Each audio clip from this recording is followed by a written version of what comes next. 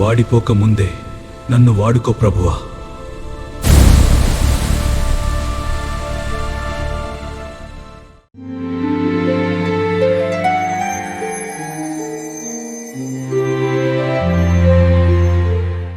మన ప్రభువును మన రక్షకుడు అయిన యేసుక్రీస్తు నామమున అందరికీ వందనాలండి. దేవునికి స్తోత్రాలు. స్తుతినొందదగిన దేవుడు, స్తోత్రార్హుడైన యేసుక్రీస్తు ప్రభు మనలందరినీ ప్రేమించి మనకు విశ్రాంతిని దయచేసి మన బ్రతుకులలో మరొక నూతన దినమును మనకు అనుగ్రహించినందుకై సమస్త మహిమ ఘనత ప్రభావములు ఆ యేసయ్య ఒక్కరికే చెందునుగాక. ఆ కృపాసత్య సంపూర్ణుడైన యేసుక్రీస్తు ప్రభు ఈ నూతన దినములో మనకు అనుగ్రహించిన పరమవాక్య ధ్యానము కృపావార్త. పరమగీత గ్రంథము 3వ అధ్యాయము 10వ వచనము. దాని స్తంభములు వెండిమయములు, దాని పాదములు స్వర్ణమయములు, దాని మెత్తలు ధూమ్ర వర్ణ వస్త్రములతో చేయబడెను. ప్రేమను సూచించు విచిత్రమైన కుట్టె పనితో యెరూషలేము కుమార్తెలు దాని లోకలి భాగమును అలంకరించిరి. దేవునికి స్తోత్రం కలుగునుగాక, దేవునికి మహిమ కలుగునుగాక. దేవుని యందు అత్యంత ప్రియమైన వర్లరా, పరమగీత గ్రంథము 3వ అధ్యాయము 10వ వచనములో ఉన్న సొలొమోను మంచము యొక్క స్తంభములు వెండిమయములని, ఆ వెండి విమోచనకు సాదృశ్యమని, దాని పాదములు బంగారుమయమని, బంగారు దైవత్వమునకు సాదృశ్యమని నిన్నటి దినమున దేవుడు మనతో మాట్లాడారు. ఈ దినమున అదే పరమగీత గ్రంథము 3వ అధ్యాయము 10వ వచనము ద్వారా ఆ మంచము మీద ఉన్న మెత్తలు ధూమ్ర వర్ణ వస్త్రములు అనే విషయం గురించి మనం ధ్యానిద్దాం.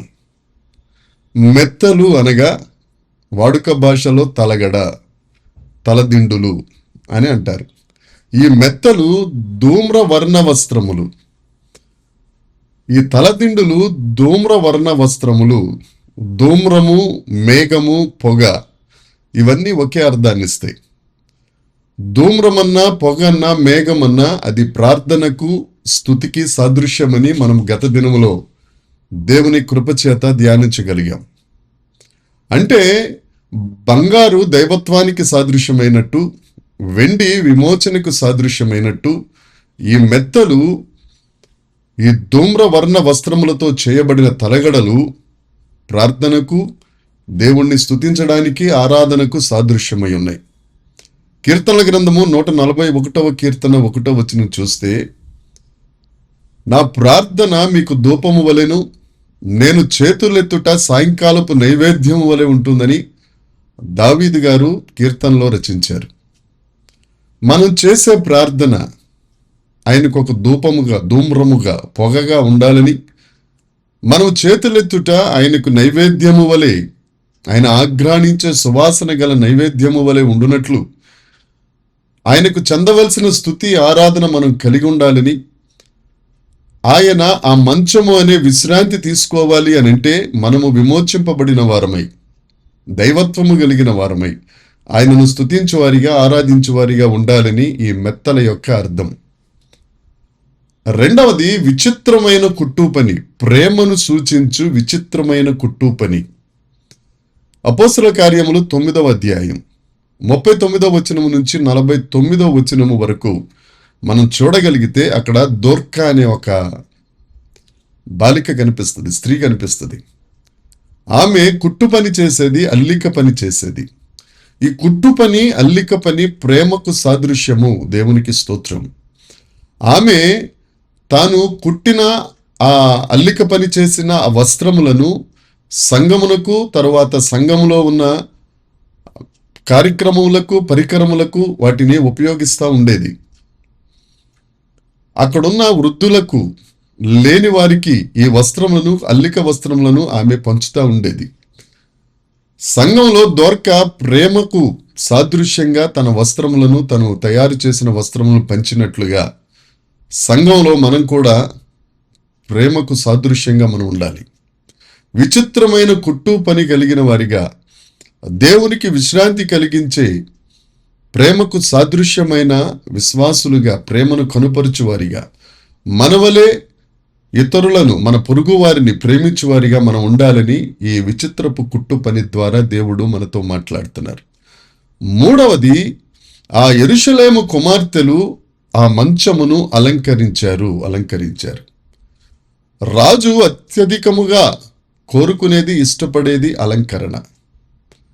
అయితే ఈ సొలొమోను రాజుకు సాదృశ్యమైన యేసుక్రీస్తు ప్రభువు, రాజులకు రాజు, ప్రభువులకు ప్రభువు మన దగ్గర కోరుకుంటున్న అలంకరణ ఏమిటి అని అంటే పరిశుద్ధత. కీర్తనల గ్రంథము 93వ కీర్తన 5వ వచనాన్ని మనం చూస్తే, పరిశుద్ధతయే ఎన్నటన్నిటికీ నీ మందిరమునకు అనుకూలము. ఆ పరిశుద్ధత అనే అలంకారము కలిగిన వారిగా మనం సంఘంలో ఉండాలి. మనల్ని సృష్టించిన సృష్టికర్త, దివిని విడిచి భూమి మీదకు వచ్చి మన రక్షణను అనుగ్రహించిన ఆ గొప్ప దేవుడు విశ్రాంతి పొందేది మనము పరిశుద్ధత పొందినప్పుడే, ఆ పరిశుద్ధతను కలిగి ఉన్నప్పుడే. ఎందుకంటే ఆయన పరిశుద్ధుడు గనుక మనం కూడా పరిశుద్ధులుగా ఉండాలి. ఆయన పరిపూర్ణుడు గనుక మనం కూడా పరిపూర్ణతలోనికి, సంపూర్ణతలోనికి వెళ్ళాలని దేవుని యొక్క ఆశ.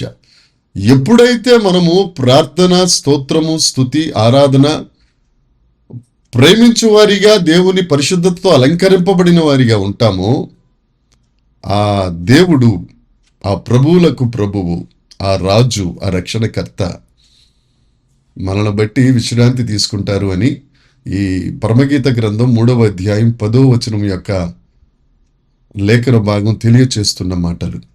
దేవుని యందు ప్రియమైన వారలారా, వెండికి సాదృశ్యమే మనం విమోచింపబడిన వారం. బంగారుకు సాదృశ్యంగా దైవత్వము కలిగిన వారిగా మనం ఉండాలి.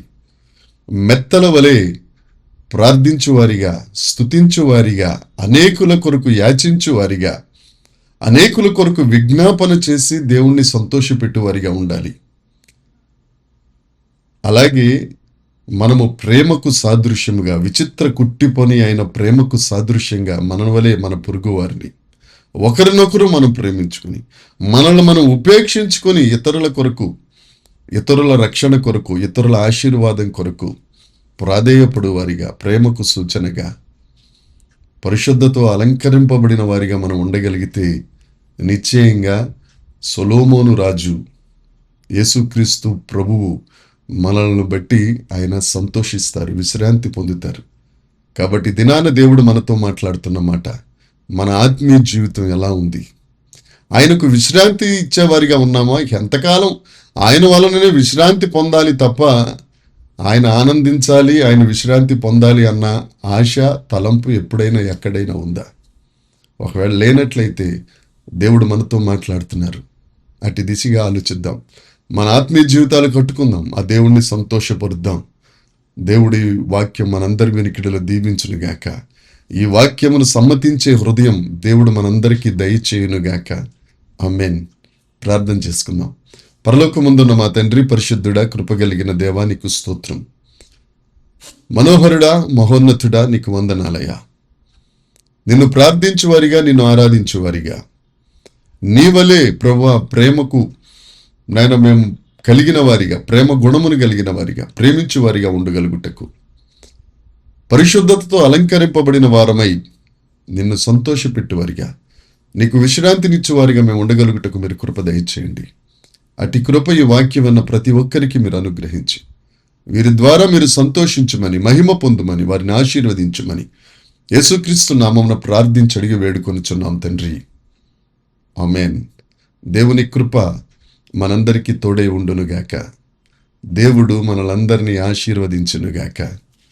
ఆమేన్, ఆమేన్, ఆమేన్.